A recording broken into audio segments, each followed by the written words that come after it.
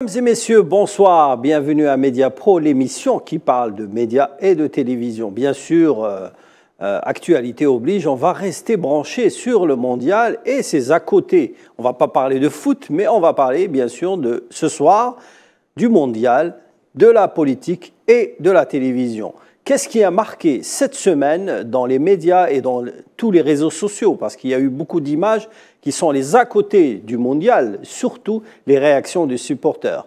Avant de commencer le débat avec nos experts, Faisal Harirash et Sofiane Baroudi, on va regarder cette première vidéo qui a fait le buzz sur les réseaux sociaux. C'est la réaction des supporters arabes, mais aussi des supporters étrangers qui ont fait face à un journaliste, à une interview d'un journaliste israélien, et qui ont répondu de cette manière. On regarde, après on revient au débat. Israeli channel. Israeli channel, no, thank you. Why? Nothing called Israel. It's Palestine. So let's talk about it. No. Why not? AC. Let's talk. We're all human. There's no. No. We all human. No, you're not. You're a man. I'm a man. No, you're not. What? It's only government. There's nothing called. There's nothing called Israel. It's only Palestine. But and you just took the land from them. And if you look in the United Nations, There's nothing. but in called the United Israel. so how? Israel does What's not- the name of the country in the United Nations? Israel does not What's the exist. name of the country in the There is no United? Israel. What's the name? You don't know. It's a pity. We are from Israel.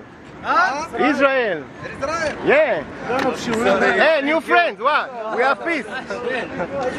Israel no, Palestinian. Israel no, Palestinian. פשוט חוסר מזל בדקות הראשונות, בהתחלה כאילו, וגם... וזה... כן, לא הלך. כן, לא הלך. אתה חושב מה יהיה נגד מקסיקו?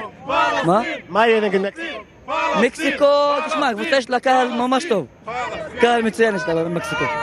וזה יתרון, זה ממש יתרון. נכון. פנה ישראלי. אקוודור, מה ישראל? This? Yes. For Israel.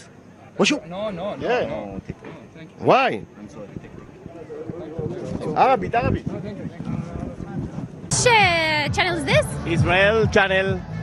You don't like us? Voilà, c'était la réaction des supporters du mondial au Qatar face à un journaliste israélien. Bien sûr, si la réaction des supporters arabes était attendue et prévisible, celle qui a été imprévisible, c'est bien sûr la réaction des autres nations qui ont des relations diplomatiques avec l'État sioniste. Bien sûr, on a vu la japonaise à la fin, mais aussi le brésilien, et même des supporters marocains dont l'État vient de signer un traité de normalisation avec l'État sioniste et qui ont refusé de parler aux journalistes israéliens. Alors, la politique rime avec le mondial, Reda. C'est incontestable, hein. C'est un aspect qu'on ne peut pas éluder et les spectateurs qui sont présents sur place à Doha nous l'ont clairement montré à l'occasion de ce documentaire. Et donc là, ça nous montre aussi le fait que... C'est des extraits, pour préciser, c'est des extraits qui ont été montrés par la télévision israélienne, qui étaient présentes et qui étaient autorisées à filmer. Du moment que l'événement du mondial est organisé par la FIFA, le Qatar ne pouvait pas interdire aux journalistes israéliens d'être présents pendant le mondial. Oui, effectivement, d'autant plus que c'est une vision, je dirais, entre guillemets, tout à fait démocratique, en ce sens que l'opinion publique elle a le droit d'émettre son ou ses avis concernant la présence d'un pays qui est quand même contesté dans cette région-là. Et on a vu différentes nationalités qui ont marqué une certaine distance, si ce n'est pas une hostilité. Et c'est un aspect qui pourrait interpeller les différents gouvernements. Juste on regarde ces images, c'est un supporter égyptien qui tient dans sa main le drapeau palestinien. On sait que l'Égypte a signé l'accord de paix avec Israël, mais le peuple égyptien reste toujours attaché à la Palestine. Oui, ça c'est incontestable aussi.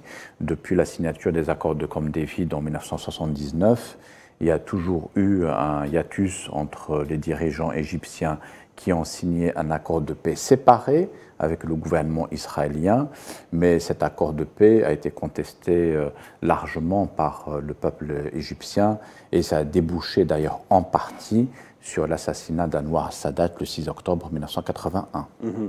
Oui, Sofiane, vous voulez intervenir là-dessus? Oui, je veux intervenir sur plusieurs niveaux. Déjà, premièrement, réagir au fait que ce soit la FIFA qui ait créé les conditions pour déjà la venue de médias sionistes au Qatar, parce qu'il faut préciser aussi que le Qatar soutient activement la résistance. Et le Qatar a autorisé des vols directs Tel Aviv-Doha. Oui, parce que c'est dans le cadre, le Qatar était le pays hôte de la Coupe du Monde, mais la Coupe du Monde est un événement qui est organisé par la FIFA. Et dans cette association, l'entité sioniste est un membre à part entière, même on va dire que sur certains plans, il y a... Mais ça, c'est un autre sujet. Ils ne sont jamais qualifiés en Coupe du Monde. Ils ne sont jamais qualifiés en Coupe du Monde, mais déjà ils jouent dans la zone européenne parce qu'on refuse de jouer dans la zone asiatique, arabe ou asiatique. Ouais. Ça, pour le premier niveau dont je voulais parler, c'est-à-dire que l'un des objectifs, à mon avis, de la participation médiatique des médias sionistes, c'est de tester grandeur nature, si vous voulez, toutes les politiques de soft power qui ont été menées pour essayer justement de normaliser l'entité sioniste, de la transformer comme étant un État, si vous voulez, normal dans la région et aussi dans le monde. On constate de par les images que ces tentatives ont en partie avorté, puisque l'État qui est délinquant au plan du droit international, puisqu'il viole plusieurs résolutions, notamment depuis 1967, et ça, toute la communauté internationale le concède, les tentatives de le normaliser par le software, c'est-à-dire par la culture et par le sport, ont partiellement avorté. Parce que, comme vous le signaliez, pas juste le refus des peuples arabes qui soutiennent la résistance du peuple palestinien. Il y a aussi, par exemple, on avait la séquence de la japonaise qui est très importante et qui nous rappelle aussi que, par exemple, cette année, il y a eu la libération d'une militante japonaise qui faisait partie d'une organisation qui s'appelle l'Armée rouge japonaise, qui était alliée du Front populaire pour la libération de la Palestine et qui a soutenu la révolution palestinienne et surtout le droit du peuple palestinien à se libérer d'un régime colonial et d'un régime d'apartheid qui est condamné, y compris par les ONG et les institutions du monde occidental. Comment vous avez trouvé la réaction des Qataris? Je trouve que la réaction est naturelle. C'est pas la première, il y en a eu 2 ou 3 qui ont été très négatifs envers les si vous voulez, il y a vraiment une forme de crainte d'avoir son image associée à celle de l'entité sioniste, vu déjà actuellement, il y a des crimes perpétuels contre le peuple palestinien qui se mènent pendant le mondial, justement. Il y a des incursions et des raids récurrents, notamment contre Defal Ghalbiya, c'est-à-dire contre la Cisjordanie. Et il y a aussi, si vous voulez, un renouveau du mouvement pour la solidarité avec la Palestine, grâce à mon avis aussi aux efforts algériens dans ce sens-là, mais aussi parce qu'il y a un phénomène de sympathie internationale et de solidarité avec une cause qui finalement est une cause juste. Alors on regarde une deuxième vidéo, je tenais à la montrer parce qu'elle exprimait un petit peu vraiment la colère du monde arabe, et elle a été exprimée par un supporter saoudien qui venait justement de sortir de la victoire de son pays face à l'Argentine. Et il a dit ces quelques mots en anglais, s'il vous plaît, à un journaliste israélien qui voulait l'interviewer. On regarde et on revient au débat. Palestine, there is no Israel. Sorry, please. You are not welcome here. Even if this is Qatar, this is our country. You are not welcome here. There is only Palestine. There is no Israel.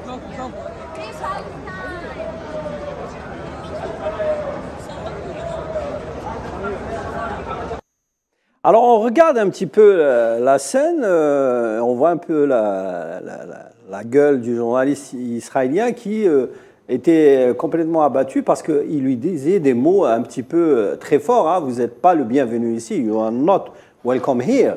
Et il dit que le Qatar c'est son pays, même s'il est saoudien, il dit c'est notre pays, je ne veux pas que vous soyez là. Il y a eu d'autres interventions de supporters tunisiens qui avaient dit vous êtes des tueurs d'enfants, vous n'avez pas votre place ici dans le mondial. Alors, ça reste verbal. Il n'y a pas eu d'incident physique ni de graves attaques contre les journalistes ni les supporters israéliens, mais on sent un petit peu le rejet des supporters, que ce soit des supporters arabes du Qatar ou bien des supporters étrangers.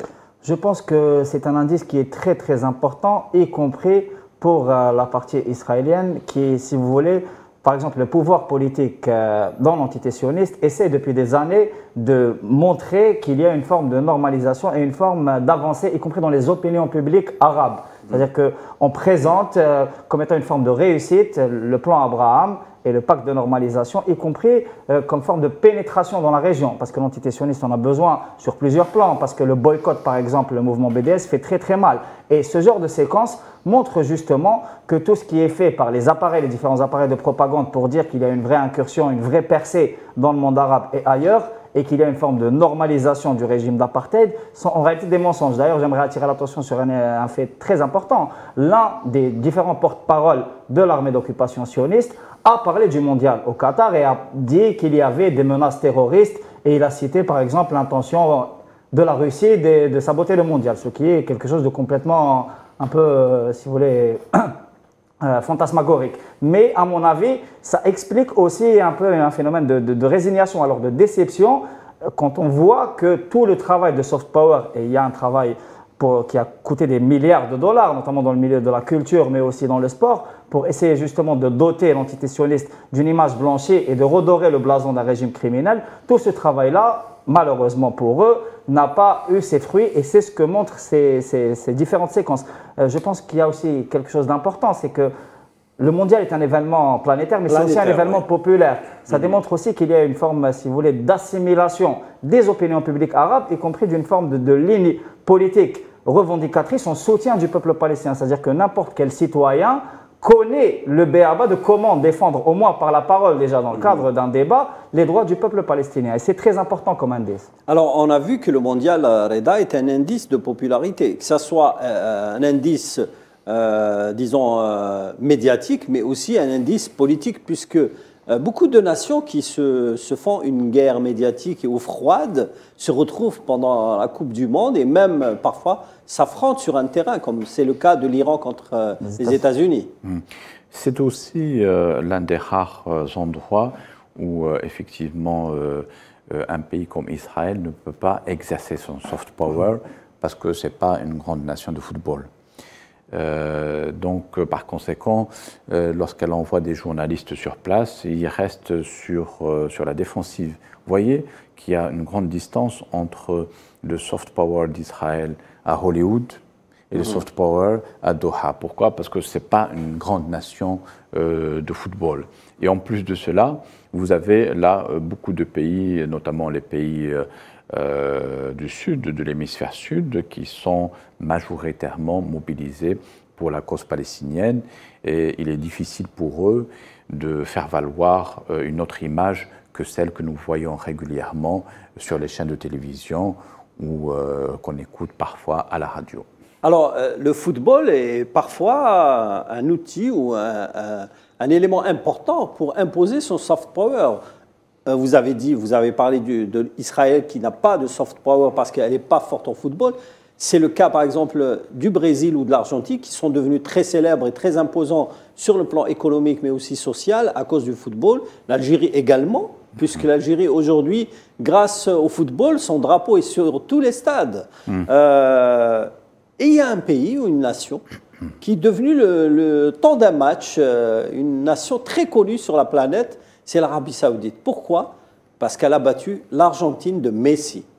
Alors, c'est un fait historique et footballistique très important qui a été marqué par les journalistes, mais le plus étonnant, c'est cette image d'un supporter saoudien qui parlait à une journaliste mexicaine sur la prochaine rencontre entre le Mexique et c'était avant que l'Argentine gagne 2-0 contre le Mexique. Et on regarde cette scène qui a fait le buzz sur les réseaux sociaux avec cette fameuse phrase « Where is Messi? Où est Messi ?» Es muy pesada, así que le voy a meter. What's your team? Yeah, my team Saudi Arabia. I have word to say to Mexico. Arabia Saudita. Arabia Saudita. Ok. I have word to say to Mexico people. Tú quieres salir en México, Okay. venga. Tomorrow you will play against Argentina. Please, Messi, kick him out. World Cup. Kick him out. Kick him out. Messi, Messi, Messi fuera. Yes, Messi Chao, done. chao Messi. Yes, ciao, ciao Messi. Messi, ciao. And we'll ask you one question. Yes, we'll ask one question. Where is Messi? ¿Dónde es Messi? Where is Messi? ¿Qué sabe? That means Messi. Chicos, y esto sin alcohol. Esto sin alcohol. ¿Dónde está Messi? ¿Dónde está Messi? ¿Dónde está? I don't see him. I don't see him. No, I didn't say Messi. I don't know where is Messi. Bueno, chicos, esto sin alcohol, o sea que imaginaros.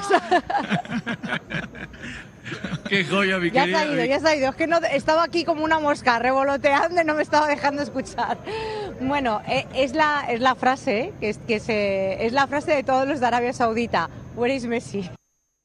Alors, cette phrase, Where is Messi, est devenue un symbole, justement, qui taraude la star argentine. Les Saoudiens, finalement, ils ont le sens de l'humour, hein. Oui, bien sûr, clairement, c'est ce qu'ils démontrent. Ils démontrent cela, mais aussi ils démontrent qu'ils ont, si vous voulez, une capacité, par exemple, de pouvoir s'imposer sur la scène diplomatique, parce que la victoire contre l'Argentine, comme le football est très populaire et que c'est un vecteur diplomatique de premier plan, l'Arabie Saoudite, qui est déjà une puissance économique qui s'affirme de plus en plus de par notamment son poids énergétique et son poids sur l'échiquier économique mondial avec l'OPEP, avec aussi le poids culturel. C'est-à-dire que l'Arabie Saoudite est en train vraiment de se transformer en une sorte de phénomène international de par la victoire contre l'Argentine qui, si vous voulez, lève le rideau sur quelque chose qui n'était pas assez connu parce qu'il y a aussi toute une propagande occidentale, il faut le dire, sur l'Arabie Saoudite et sur d'autres États et d'autres pays arabes, une propagande basée sur des clichés et sur des simplifications. Et donc la petite, qui en réalité c'est une petite victoire par rapport à toute l'histoire de l'Arabie Saoudite, permet, si vous voulez, sur le plan diplomatique, directement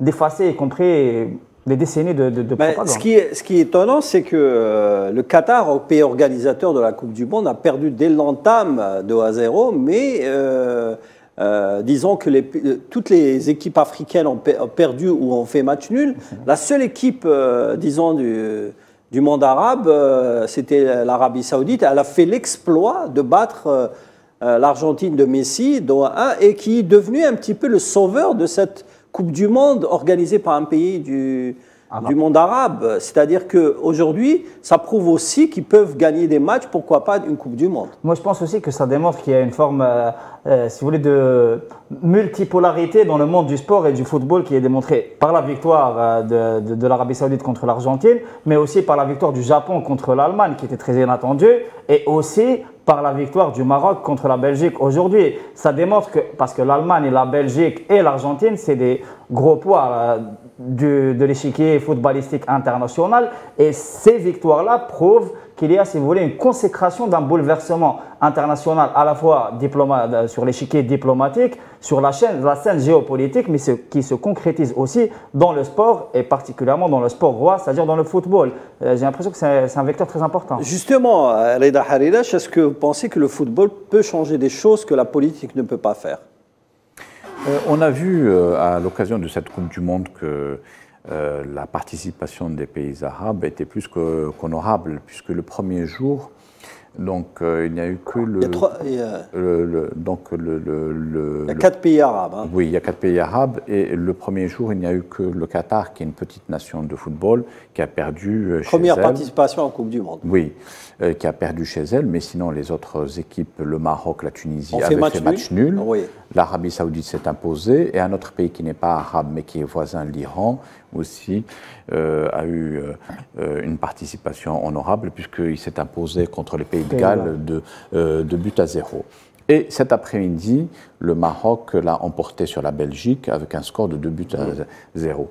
Donc cette Coupe du Monde a vu plusieurs pays arabes qui ont participé, et ils sont pratiquement vraiment dans la bonne moyenne. Ce ne sont pas les lanternes rouges, ce ne sont pas des équipes qui se font battre 7, 8 à 0 comme ça l'était au cours des années 60, au cours des années 60 ou 70. Donc même du point de vue footballistique, ces pays-là se sont développés, et on l'a vu et on continue à le voir aujourd'hui à l'occasion de cette compétition. Alors le football est utilisé parfois pour défendre des idéaux, défendre surtout une politique. On l'a vu par exemple avec l'Iran. À chaque fois qu'on montre l'Iran, on montre des femmes non voilées pour juste démontrer que l'Iran peut se permettre d'avoir une société un petit peu ouverte et, disons, au même rang qu'un pays occidental. Dans ce cas de figure, oui, parce que les Iraniens qui voyagent à l'étranger, ou les Iraniennes qui voyagent à l'étranger... Qui sont déjà à l'étranger. Oui, qui sont ou qui voyagent à l'étranger ne sont pas obligés de se voiler. Le port du voile est obligatoire au sein de la République islamique d'Iran, mais vous savez bien qu'il y a une fixation des médias occidentaux sur les supportrices iraniennes. C'est lié à la conjoncture actuelle.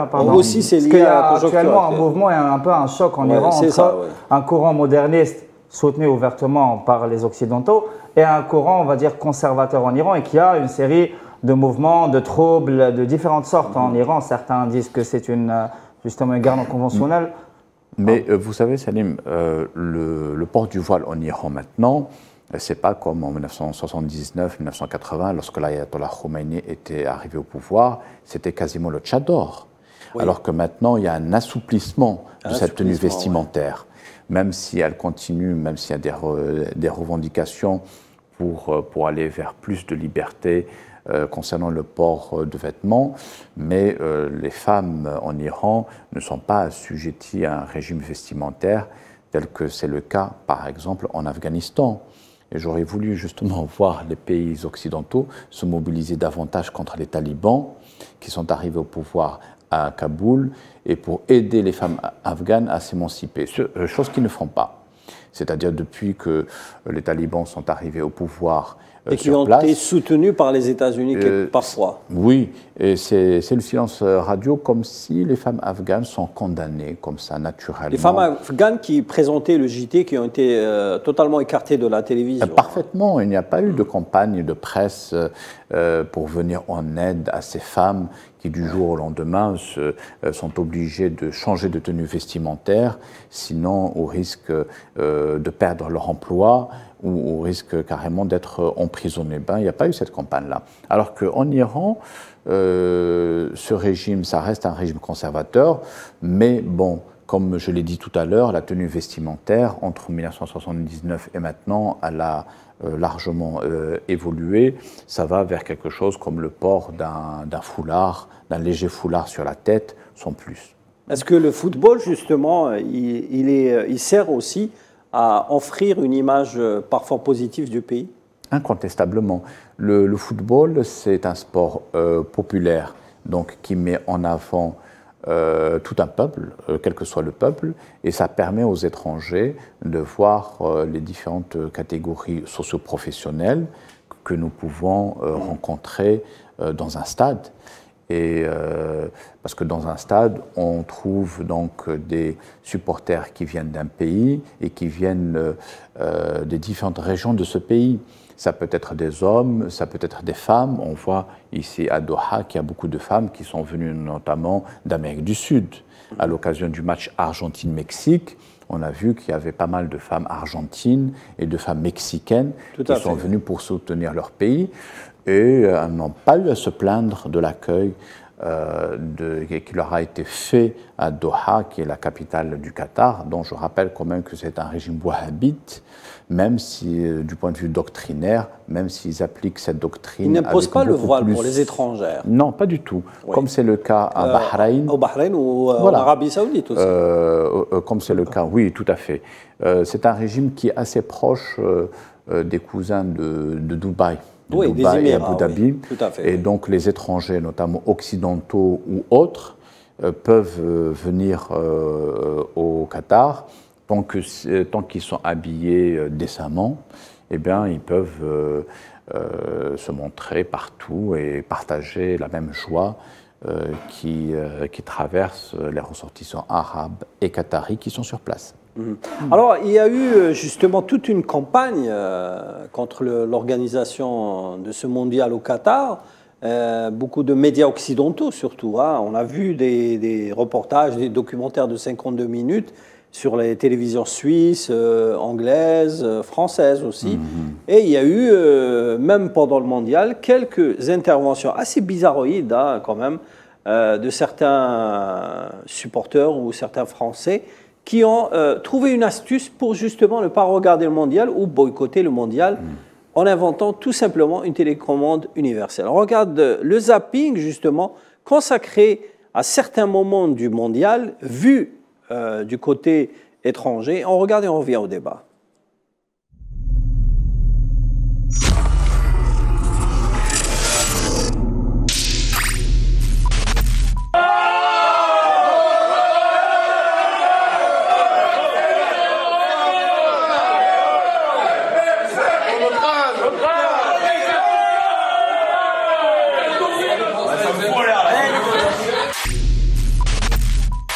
Alors cette technique sournoise pour boycotter le Qatar est rendue possible grâce à une télécommande capable d'éteindre n'importe quelle télé jusqu'à 45 mètres de distance, technique complètement assumée par ces militants qui la fabriquent et la vendent même sur Internet. 20 €, car si elle peut être très agaçante, c'est une technique avant tout pacifiste. Ce Chinois confiné s'emporte à la télé anglaise. La Coupe du Monde embarrasse beaucoup le gouvernement chinois parce que tous les gens confinés regardent la télé et ils n'ont pas de masque. Pourquoi c'est si différent en Chine que dans le reste du monde? Il devrait y avoir une raison valable à ça, mais il n'y a aucune explication. Ils nous forcent à rester à la maison. Vous êtes derrière les Bleus, j'imagine? Bien sûr, évidemment, comme tous les Français. D'accord. Et vous avez regardé le match? Pas du tout, je ne suis pas foot du tout. Mais vous je vais pas faire derrière l'équipe de France. Je sais que c'est très à la mode, mais moi je fais pas semblant. Vous connaissez les joueurs? Mais je suis mais non, pas du tout. Je connais pas le foot. Joueur. Je n'y m'intéresse. Vous pouvez pas connaître un seul joueur. Je m'intéresse pas. Si vous me dites des noms, je vais sûrement le savoir. Non, mais vous devez en savoir. Giroud, non, c'est pas celui qui a Giroud. Olivier Giroud. Voilà, Giroud. Olivier Giroud. Il y a les deux buts, c'est ça? Bon, voilà. C'est bien. Après avoir créé la surprise sur le terrain, ils sont fidèles à leurs habitudes, en tribune et dans le vestiaire. À leur départ, c'est nickel, la petite touche origami en bonus.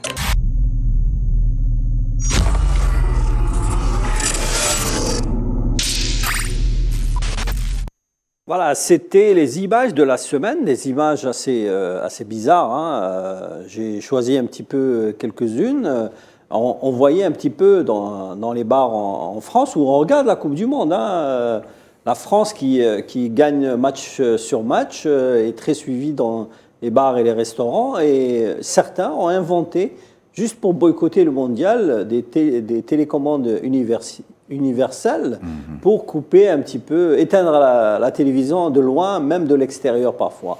Donc c'est une attitude assez anarchiste, hein, de certains opposants au mondial, et les journalistes en ont fait des sujets, hein, sur les télévisions françaises. En vérité, c'est une attitude qui est tout à fait infantile. Pourquoi? Parce que on voit bien qu'ils sont rapidement dépassés par les 3,5 millions de spectateurs qui suivent cette compétition, et y compris par les millions de spectateurs en France qui suivent l'équipe de France, les Bleus. Donc toute tentative d'aller dans le sens opposé est vouée à un échec, parce que l'équipe de France est soutenue par des millions de fans dans son pays et en dehors de son pays, et il ne viendrait pas aux téléspectateurs français, ils n'accepteraient pas que l'équipe de France puisse être censurée d'un point de vue télévisuel. Donc les sceptiques ont été très rapidement balayés par cette lame de fond qui se passe dans une ambiance festive, dans une ambiance qui de fait, et très rapidement on voit un peu que ce sont les dernières cartouches qu'ils essayent un peu de tirer, parce que le Qatar est en train de réussir sa mission, c'est-à-dire l'organisation de cette Coupe du Monde, avec l'aval de tous les pays du monde qui ont participé sur place. Autrement dit, c'est une goutte d'eau dans un océan.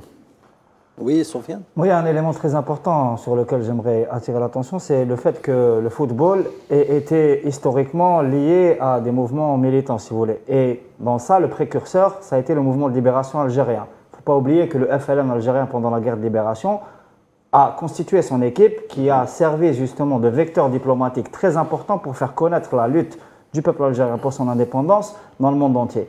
Eh bien, il faut savoir que cet effet-là a été repris par la suite, et ça a transformé le football particulièrement en étant en un instrument militant de première importance. Ce qui se passe sur le cas, par exemple, du Qatar, c'est que le mouvement pour le boycott au Qatar, pour différentes raisons, liées notamment à la défense des droits de l'homme, etc., Ce mouvement-là est piloté par, si vous voulez, certains réseaux qui ont des intérêts particuliers. Parce qu'il ne faut pas oublier que le mondial draine des intérêts économiques très, très importants. Vous voulez dire quelques groupes? Des groupes qui se font manipuler par des grands intérêts. Ce que je veux dire, c'est que actuellement, la fibre militante... Quand je dis groupe, c'est groupe économique. Hein. Est utilisée par des groupes économiques parce que justement, il y a un phénomène de compétition économique très important, que l'investissement qatari pour le mondial est très conséquent et que ça va entraîner forcément un rééquilibrage, y compris des rapports de force économiques sur le vieux continent en Europe. Il faut se rappeler aussi que le Qatar est un gros investisseur, en France particulièrement, et que ça crée beaucoup de tensions, y compris sur l'échelle de la concurrence économique. Il y a plusieurs procédés qui sont échafaudés. Même avant le mondial, il y a des attaques, notamment des milieux d'extrême droite, qui utilisent par exemple l'islamophobie pour attaquer des intérêts économiques. Il y a par exemple des appels pour intenter des procès à certains intérêts arabes et notamment qataris en France. En réalité, c'est des procédés pour essayer de placer, si vous voulez, d'autres franges ou d'autres fractions du capital occidental français qui est un peu en déconvenu actuellement parce que, comme je le disais tout à l'heure, il y a vraiment un phénomène de multipolarité, y compris au niveau économique. Il y a un nouvel ordre économique qui est en train de s'installer et dans tout ça, il y a un pôle arabe et un pôle africain qui commencent à émerger et qui commencent à gêner sérieusement, y compris des intérêts économiques très puissants et par conséquent, il y a des mouvements politiques dans tous les sens, y compris des mouvements qui se font manipuler pour certains objectifs particuliers. Et le vecteur diplomatique du football et aussi le rôle de l'Algérie historiquement dans ça est vraiment quelque chose à rappeler. Par exemple, si vous voulez, il y a toute une sphère d'utilisation, si vous voulez, de groupes politiques divers dans le cadre du football pour faire passer d'innombrables messages qui, en réalité, ont pour réel objectif de pouvoir consacrer des intérêts économiques dans le cadre d'une compétition tous azimuts et d'une conjoncture de bouleversement très profond. Donc le foot comme vecteur populaire devient vraiment un enjeu de première importance. Alors je voudrais vous poser une question, messieurs, concernant cet acharnement contre le Qatar sur l'utilisation des travailleurs étrangers pour construire les stades, affichant même un chiffre, hein, plus de 5000 morts pour construire les 8 stades du mondial. Est-ce que les Occidentaux ont un petit peu oublié tout ce qu'ils ont fait contre l'immigration pour construire leur pays? On cite par exemple les États-Unis pour construire New York, pour construire les chemins de fer de San Francisco par les Chinois. On cite par exemple Paris qui a été construite totalement entre 1930 et 1960 par des migrants algériens, la banlieue, etc., les HLM. On cite exactement tous ces travailleurs mexicains qui travaillent à Los Angeles et en Californie et qui se font exploiter par des centaines de capitalistes aux États-Unis. Tout ça a été balayé pour s'intéresser à un petit émirat d'1,5 million d'habitants et qui a utilisé des travailleurs asiatiques ou, disons, pakistanais ou hindous pour construire des stades, pour avoir ce challenge d'organiser une Coupe du Monde. C'est un peu l'histoire du chameau qui ne voit pas sa bosse. Vous savez pourquoi?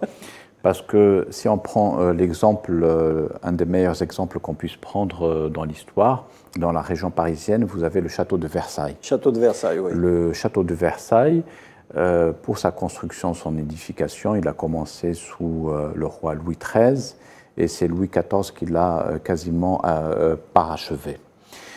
Donc ce bijou, il a entraîné la mort de près de 10 000 ouvriers.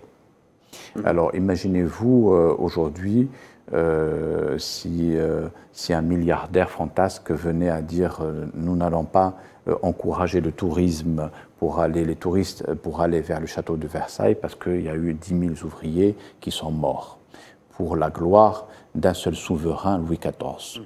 Oui, parce qu'on peut établir le parallèle avec l'émir du Qatar et dire finalement, voilà, toutes ces personnes qui sont allées travailler au Qatar, c'est parce que c'est un émirat et que l'émirat est tout à fait ingrat vis-à-vis de ces étrangers-là. Donc on peut le retourner, hein, le compliment, il peut se retourner contre... D'ailleurs, ce Qatar bashing a été un petit peu atténué par la déclaration du président français Emmanuel Macron qui a appelé samedi justement le Qatar à continuer les changements dont témoigne selon lui le mondial qu'organise l'Émirat.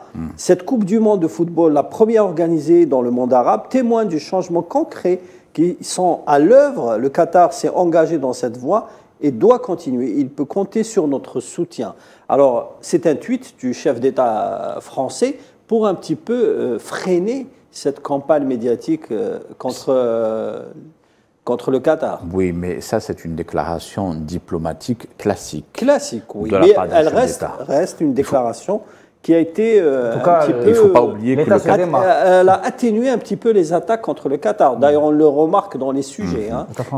Disons que c'est une intervention de la part du chef de l'État pour recadrer. J'imagine si la France gagnait la Coupe du Monde, quelle aurait été la réaction des milliers d'élus qui ont interdit l'organisation du projection des matchs dans les plusieurs villes de France.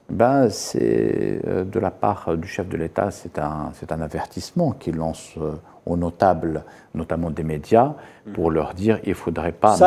Cette déclaration a été postée ou tweetée juste après la victoire de la France contre le Danemark. Elle est judicieuse. Qui a disons, assurer la France au deuxième tour. Oui, exactement. Et elle est judicieuse aussi. C'est-à-dire qu'il ne faut pas scier la branche sur laquelle nous sommes assis. Moi, je pense qu'il y a un paradoxe aussi important à relever. Oui, par exemple, il y a un deux poids deux mesures notoire sur le fait, par exemple, que le mondial de 2014 au Brésil a été confronté à un mouvement de refus populaire de masse. Avec à sa tête, en 78 en Argentine. Avec à sa tête un ancien champion du monde qui s'appelle Romario, qui est très connu. Oui. Le problème, c'est que ce refus de masse qui a entraîné par la suite une crise politique très sévère au Brésil, qui a entraîné en réalité la chute de Dilma Rousseff 3 ans plus tard, ce mouvement de masse a été complètement occulté par les médias occidentaux qui ont regardé ailleurs. Pourquoi? Parce qu'il y avait des intérêts directs, y compris des intérêts médiatico-publicitaire et donc ça drainait des milliards de dollars autour de l'organisation du mondial brésilien. Tout à fait, et je pense notamment à de grands groupes médiatiques français. Pour le cas du Qatar, c'est autre chose. Si on parle d'exploitation laborale, le modèle occidental d'exploitation laborale est vraiment le modèle le plus dominant depuis des siècles. Ils n'ont pas juste exploité des travailleurs, ils ont aussi, il faut se rappeler qu'ils ont jeté des travailleurs algériens, nord-africains à la Seine le 17 octobre 1961 et que ce crime n'est toujours pas reconnu officiellement comme étant un crime d'État. Ce que ça a été. Et donc, le deux poids, deux mesures dans l'utilisation de certaines questions qui sont des questions fondamentales à défendre laisse toujours se poser des questions, notamment dans la conjoncture actuelle, où il y a, si vous voulez, un entretien d'un certain racisme de fond, notamment d'une islamophobie conséquente, qui est instrumentalisé pour servir justement des lobbies et des intérêts étroits qui essaient de se maintenir par tous les moyens parce qu'ils sont dépassés par un monde qui change. Alors, le 17 novembre dernier, déjà, la veille du début de la compétition, Macron avait estimé qu'il ne fallait pas politiser le sport. Pourtant, tout le monde le fait. La politisation, elle a ses limites, parce que déjà, le patron du Paris Saint-Germain, c'est un Qatari, Khelaifi. Nasser Khelaifi, les Qataris ont beaucoup investi et ils ont investi dans le club de la capitale. Il serait malvenu de tenir des propos qui puissent mettre dans la gêne des investisseurs importants et potentiels dans l'Hexagone, surtout en cette période de crise économique. Voilà. Les Qataris ainsi que les autres pays du Golfe sont de bons pourvoyeurs de fonds quand même. Merci Reda, merci Faisal. Voilà, cette émission est à présent terminée. Bien sûr, on laisse la place au sport, au JT en anglais, mais on reste pour la semaine prochaine, toujours branché sur le mondial avec de nouvelles vidéos, de nouvelles images, mais surtout à notre débat. Bonsoir.